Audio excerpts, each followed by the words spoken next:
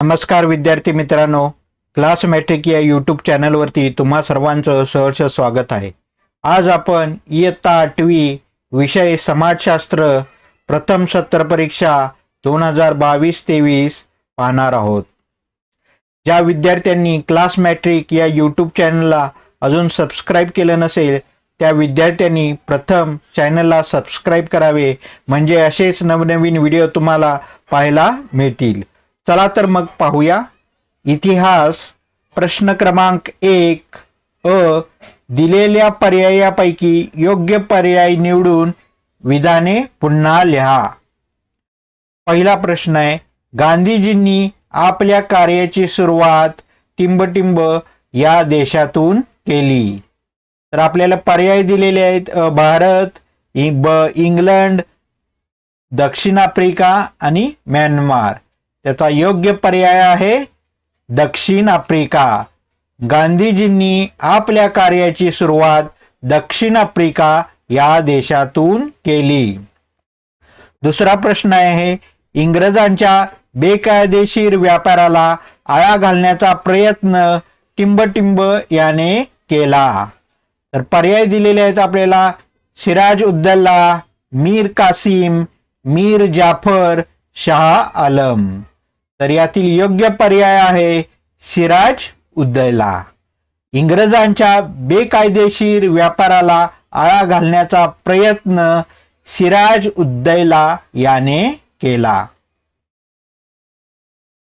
पुढील नेक्स्ट, खालील तक्ता पूर्ण करा.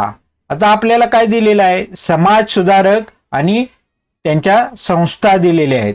तर आपल्याला समाज सुधारक आणि त्यांनी स्थापन केलेल्या संस्था हा तक्ता पूर्ण करायचा आहे. तर पहिले समाज सुधारकाचं नाव आहे राजा राममोहन रॉय. राजा राममोहन रॉय यांनी कोणती संस्था स्थापन केली? तर राजा राममोहन रॉय यांनी ब्राह्मो समाजाची स्थापना केली. आता आर्य समाजाची स्थापना कुणी केली? तर आर्य समाजाची स्थापना स्वामी दयानंद सरस्वती यांनी केली. तिसरं समाज सुधारकाचं नाव दिलेलं आहे आपल्याला महात्मा फुले. महात्मा फुले यांनी कोणत्या संस्थेची स्थापना केली? महात्मा फुले यांनी सत्यशोधक समाजाची स्थापना केली. या प्रकारे आपण तक्ता पूर्ण केलेला आहे. प्रश्न क्रमांक 2 अ. खालील विधाने सकारण स्पष्ट करा. प्रथम, भारतातील जुन्या उद्योगधंद्यांचा ऱ्हास झाला, कारण भारतातून इंग्लंडला जाणाऱ्या मालावरती प्रमाणापेक्षा जास्त कर लादण्यात आला. याउलट इंग्लंडहून भारतात येणाऱ्या मालावरती कमी कर लादण्यात आला. तसेच इंग्लंडमध्ये तयार होणारा माल हा यंत्राच्या साहाय्याने तयार होई, त्यामुळे तो मोठ्या प्रमाणात व कमी खर्चात तयार होई. अशा स्वस्त मालाशी स्पर्धा करणे भारतीय कारागिरांना शक्य झाले नाही. त्यामुळे भारतातील उद्योग हळूहळू बंद पडले. अशा प्रकारे भारतातील जुन्या उद्योगधंद्यांचा ऱ्हास झाला.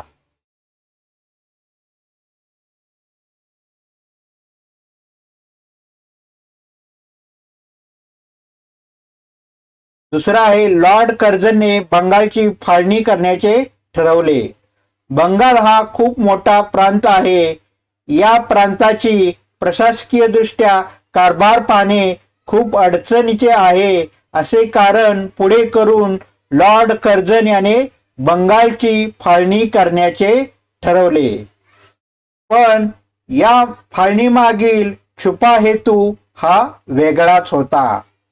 खरे तर त्यांना फोडा आणि राज्य करा या त्यांच्या संकल्पनेप्रमाणे बंगालची मुस्लिम आणि हिंदू अशी फाळणी करायचे होते. आणि त्याप्रमाणेच बंगालचे मुस्लिम बहुभाग असलेला पूर्व बंगाल आणि हिंदू बहुभाग असलेला पश्चिम बंगाल अशी फाळणी करण्यात आले.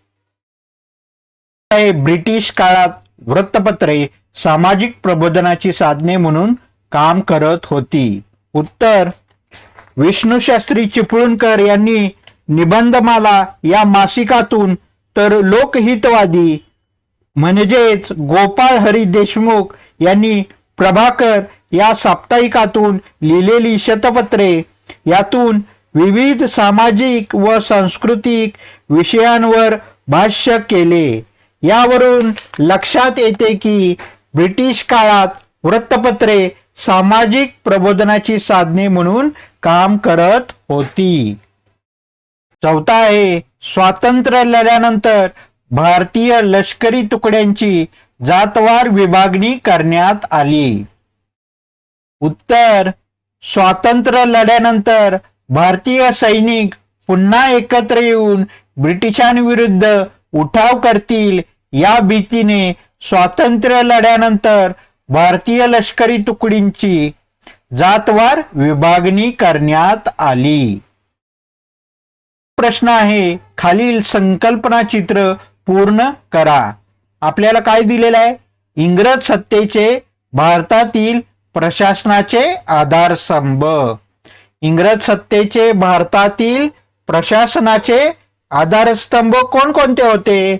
तर पहिला आहे मुलकी नोकरशाही, दुसरा आहे लष्कर, तिसरा आहे पोलीस दल आणि चौथा आहे न्याय संस्था. हे काय आहे?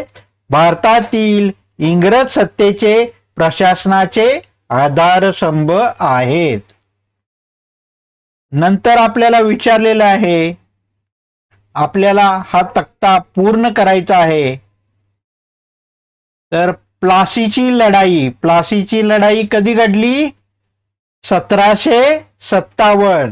1757 मध्ये सिराजउद्दौला आणि इंग्रज यांच्यामध्ये प्लासीची लढाई घडली.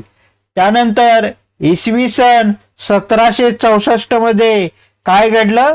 इसवी सन 1764 मध्ये बक्सारचे युद्ध घडले. त्यानंतर श्रीरंगपट्टणची लढाई ही म्हैसूर संस्थान आणि इंग्रज यांच्यामध्ये घडली आणि या लढाईत टिपू सुलतान मरण पावला. तर ही लढाई इसवी सन 1799 मध्ये घडली. तर इसवी सन 1849 मध्ये काय घडले? इसवी सन 1849 मध्ये इंग्रजांनी पंजाब प्रांत काबीज केला. त्यांनी तेथील शीखांचा पराभव केला, म्हणजेच शीख सत्तेचा पाडाव झाला इसवी सन 1849 मध्ये. त्यानंतर तिसरा प्रश्न आहे डॉक्टर बाबासाहेब आंबेडकरांनी सुरू केलेली वृत्तपत्रे. तर डॉक्टर बाबासाहेब आंबेडकरांनी कोणकोणती वृत्तपत्रे सुरू केली? तर प्रथम आहे मूलनायक, नंतर आहे बहिष्कृत भारत, तसेच जनता व प्रबुद्ध भारत. या प्रकारे डॉक्टर बाबासाहेब आंबेडकरांनी वृत्तपत्रे सुरू केली. प्रश्न क्रमांक 3 खालील टिपा लिहा. 1. जालियनवाला बाग हत्याकांड. जनरल डायर यांनी अमृतसर येथे सभाबंदी लागू केली. अमृतसर येथील हरताळ प्रकरणी डॉक्टर सत्यपाल व सैफुद्दीन किजलू या प्रमुख नेत्यांना अटक करण्यात आली. या अटकेच्या निषेधार्थ व बैसाखी सणाच्या निमित्ताने जालियनवाला बाग येथे एका सभेचे आयोजन करण्यात आले. जनरल डायर लष्करी गाड्या घेऊन तेथे पोहोचला व जालियन बाग येथून बाहेर पडण्यासाठी एकमेव अरुंद रस्ता त्याने अडवला व कोणतीही पूर्वकल्पना न देता अमानुष अशा जनतेवर बेछूट व अमानुष गोळीबार त्याने चालू केला. या गोळीबारामध्ये 400 नागरिक ठार झाले व बहुसंख्य जखमी झाले व त्यानंतर संचारबंदी लागू केल्यामुळे जखमींना उपचारही करता आले नाहीत. अशा प्रकारे अमानुष असा जालियनवाला बाग हत्याकांड घडले. त्यानंतर दुसरा आहे राष्ट्रीय सभेची चतुसूत्री. राष्ट्रीय सभेची चतुसूत्री तुम्हा सर्वांना माहिती असेल. स्वराज्य, स्वदेशी, राष्ट्रीय शिक्षण व बहिष्कार ही चतुसूत्री राष्ट्रीय सभेंनी एकमताने स्वीकारली. तुम्ही याच्याविषयी विस्तृत लिहू शकता. आता आपण पाहणार आहोत नागरिक शास्त्रावर आधारित प्रश्न. प्रश्न क्रमांक 4. दिलेल्या पर्यायापैकी योग्य पर्याय निवडून विधाने पुन्हा लिहा. पहिला प्रश्न आहे संसदीय शासन पद्धती टिंबटिंब येथे विकसित झाली. आपल्याला पर्याय दिलेले आहेत नेपाळ, इंग्लंड, अमेरिका आणि फ्रान्स. तर संसदीय शासन पद्धती इंग्लंड येथे विकसित झाली. प्रश्न क्रमांक 2. महाराष्ट्रातून लोकसभेत टिंबटिंब खासदार निवडून दिले जातात. पर्याय आहेत 40, 42, 45 आणि 48. तर योग्य पर्याय आहे पर्याय ड 48. महाराष्ट्रातून लोकसभेत 48 खासदार निवडून दिले जातात. आता पुढील प्रश्न आहे प्रश्न क्रमांक 5. खालील संकल्पना चित्र पूर्ण करा. आपल्याला विचारलेलं आहे शासन संस्थेच्या शाखा. पहिली शाखा दिलेली आहे कायदे मंडळ, दुसरी शाखा आहे कार्यकारी मंडळ आणि तिसरी शाखा आहे न्याय मंडळ. कायदे मंडळ, कार्यकारी मंडळ आणि न्याय मंडळ या शासन संस्थेच्या शाखा आहेत. दुसरं आपल्याला विचारलंय आणीबाणीचे प्रकार. आपल्याला दिलेलं आहे राष्ट्रीय आणीबाणी, दुसरा आहे घटक राज्यातील आणीबाणी किंवा त्यालाच राष्ट्रपती राजवट असेही म्हणतो आणि तिसरा आहे आर्थिक आणीबाणी. अशा प्रकारे आणीबाणीचे प्रकार आहेत. पुढील प्रश्न आहे खालील प्रश्नांची 25 ते 30 शब्दात उत्तरे लिहा. पहिलं विचारलेलं आहे लोकसभेच्या अध्यक्षांची कामे स्पष्ट करा. संपूर्ण सभागृहाचे कामकाज निपक्षपणे चालवणे. लोकसभेच्या सभासदांना लोकप्रतिनिधी या नात्याने काही हक्क आणि विशेष अधिकार असतात. त्यांची जपणूक करणे. सभागृहाचे कामकाज सुरळीतपणे चालवणे. सभागृहाची प्रतिष्ठा राखणे. कामकाज विषयक नियमांचा अर्थ लावून त्यानुसार ते चालवणे ही लोकसभा अध्यक्षांची कामे आहेत. आता आपण भूगोल विषयक प्रश्न पाहणार आहोत. प्रश्न क्रमांक 1. खालील योग्य पर्याय निवडून विधाने पुन्हा लिहा. पहिला आहे हवेची टिंबटिंब हवेच्या तापमानावर अवलंबून असते. पर्याय दिलेले आहेत आपल्याला घनता, ब बाष्पधारण क्षमता आणि क सापेक्ष आर्द्रता. तर योग्य पर्याय आहे ब बाष्पधारण क्षमता. हवेची बाष्पधारण क्षमता हवेच्या तापमानावर अवलंबून असते. प्रश्न क्रमांक 2. कोणत्याही दोन लगतच्या रेखावृत्तांच्या स्थानिक वेळेत टिंबटिंब मिनिटांचा फरक असतो. पर्याय 15, पर्याय ब 4 आणि पर्याय क 30. तर योग्य पर्याय आहे पर्याय ब 4. कोणत्याही दोन लगतच्या रेखावृत्तांच्या स्थानिक वेळेत 4 मिनिटांचा फरक असतो. प्रश्न क्रमांक 3. पृथ्वीच्या टिंबटिंब भागातील पदार्थांची घनता सर्वात जास्त असते. पर्याय क्रमांक अ भूकवच, पर्याय क्रमांक ब अंतर्गाभा, पर्याय क्रमांक क प्रावरण. तर त्याचा योग्य पर्याय आहे अंतर्गाभा.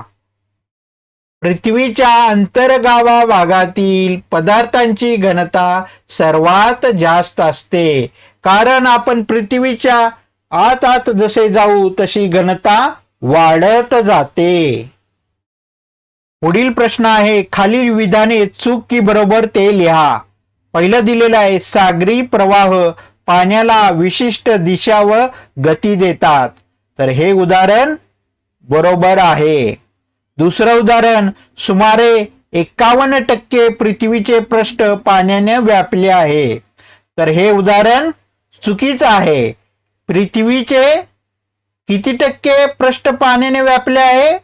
तर 71% पृष्ठ पाण्याने व्यापलेले आहे. त्यामुळे दिलेले उदाहरण चूक आहे. प्रश्न क्रमांक 2 अ खालील प्रश्नांची एका वाक्यात उत्तरे लिहा. पहिलं विचारलेलं आहे, सागर जल गतिशील कशामुळे होते? तर सागर जल ग्रहीय वाऱ्यांमुळे गतिशील होते. प्रश्न क्रमांक 2, पृथ्वीला परिवलनासाठी किती तासांचा कालावधी लागतो?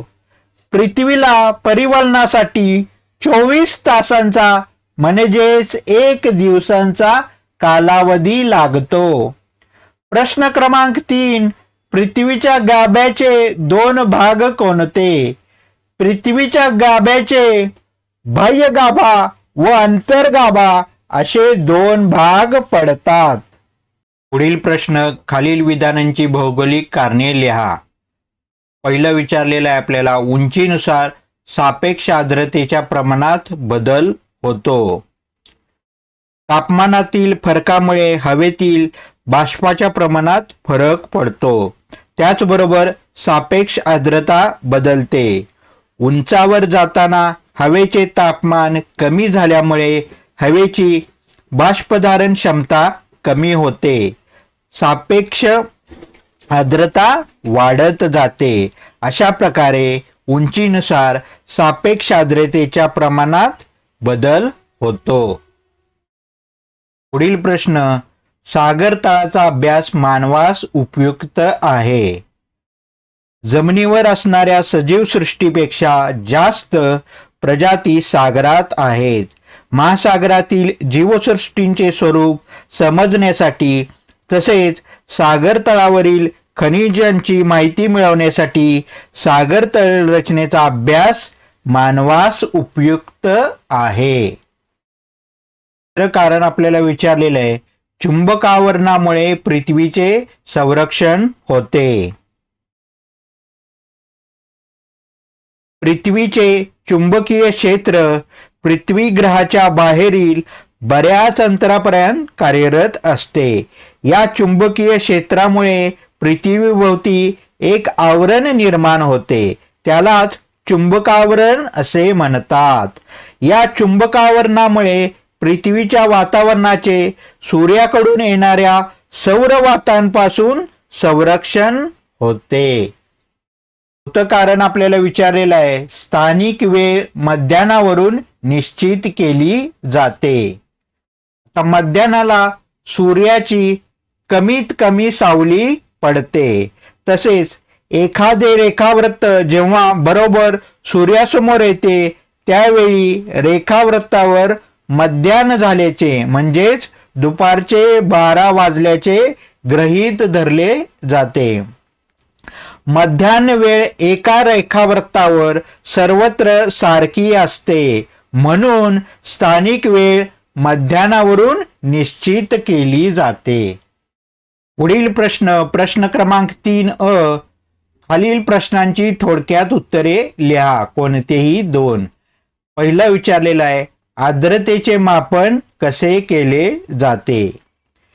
1 घनमीटर हवेमध्ये किती ग्राम बाष्प आहे त्यावरून निरपेक्ष आर्द्रता काढली जाते. म्हणजेच निरपेक्ष आर्द्रता बरोबर बाष्पाचे प्रमाण आणि हवेचे घनफळ यांचे गुणोत्तर.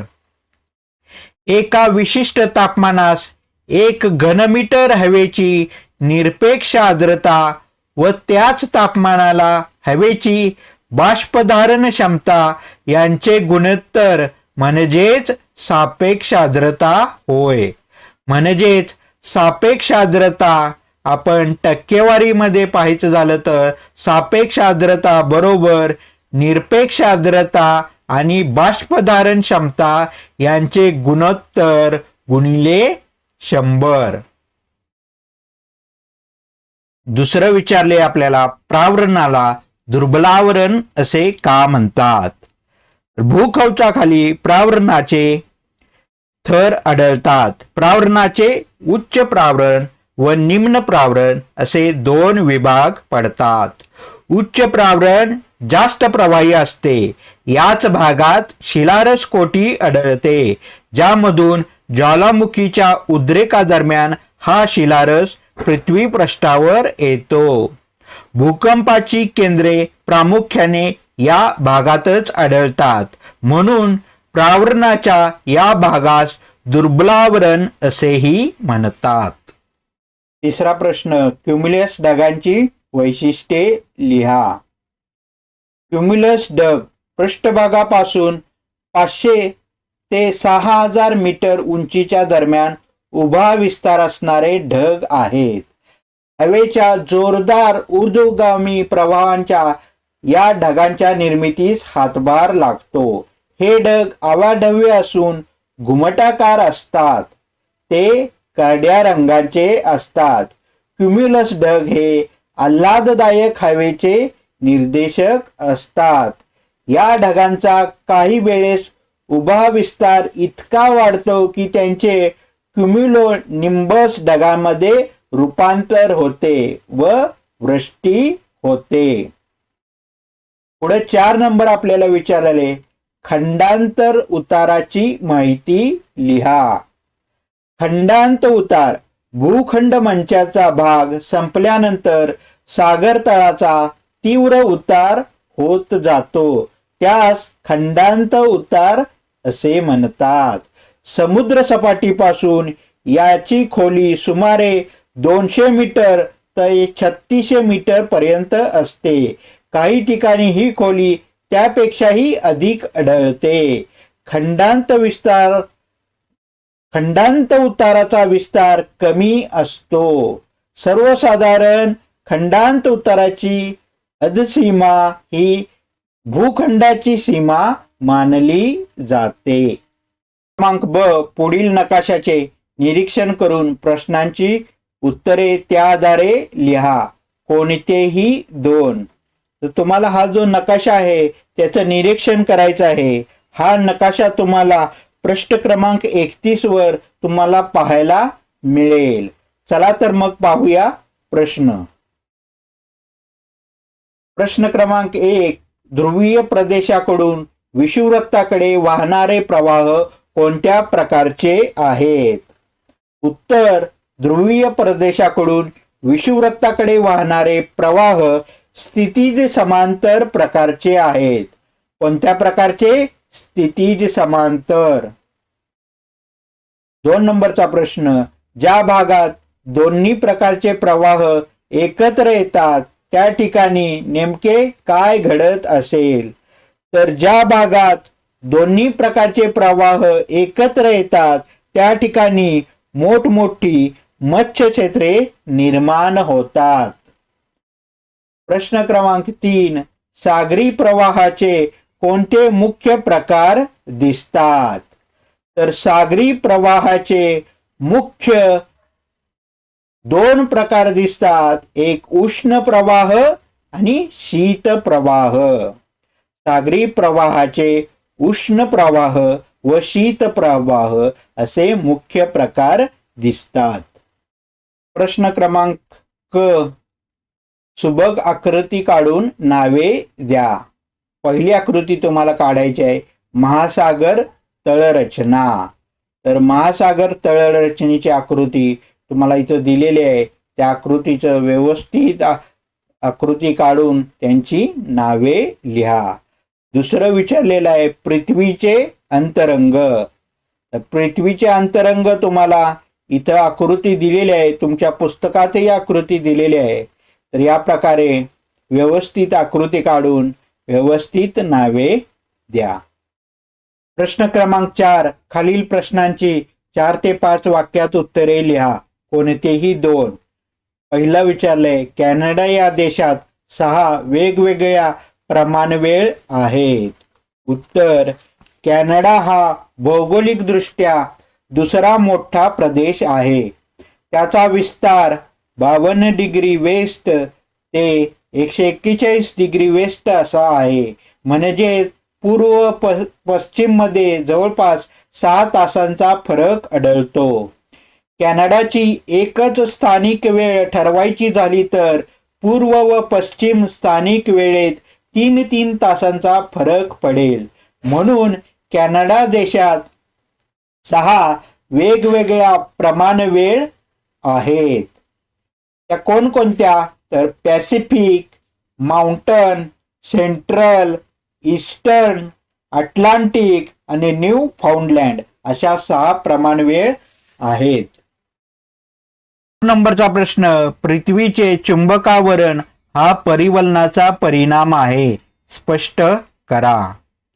पृथ्वीचा बाह्य गाभा व अंतर्गाभा यांच्या तापमानातील फरकामुळे ऊर्ध्वमुखी प्रवाह तयार होतात. पृथ्वीच्या परिवलनामुळे या प्रवाहांना भोवऱ्याप्रमाणे गती प्राप्त होते. या सर्पिल भोवऱ्यामध्ये विद्युत प्रवाह निर्माण होतात व चुंबकीय क्षेत्र तयार होते. यालाच भूजनित क्षेत्र असेही संबोधले जाते. पृथ्वीचे हे चुंबकीय क्षेत्र पृथ्वी ग्रहाच्या बाहेरील बऱ्याच अंतरापर्यंत कार्यरत असते. या भूचुंबकीय क्षेत्रामुळे एका प्रकारचे आवरण निर्माण होते. यालाच चुंबकावरण असे म्हणतात व या चुंबकावरणामुळे पृथ्वीच्या वातावरणाचे सूर्याकडून येणाऱ्या सौरवातापासून संरक्षण होते. यावरून लक्षात येते की पृथ्वीचे चुंबकावरण हा परिवलनाचा परिणाम आहे. पुढचा प्रश्न आपल्याला विचारलाय, खोल सागरी प्रवाह निर्मितीची कारणे कोणती? तर वेगवेगळ्या भागांमधील पाण्याचे तापमान हेही खोल सागरी प्रवाहामागचे मोठे कारण आहे. गरम झालेल्या पाण्याची क्षारता कमी असते व पर्यायाने घनताही कमी असते. असे पाणी पृष्ठभागावर येते तर गार पाण्याची घनता जास्त असल्यामुळे ते खाली जाते. या हालचालीमुळे खोल सागरी प्रवाह निर्माण होतात. हीच खोल सागरी प्रवाहाची कारणे आहेत.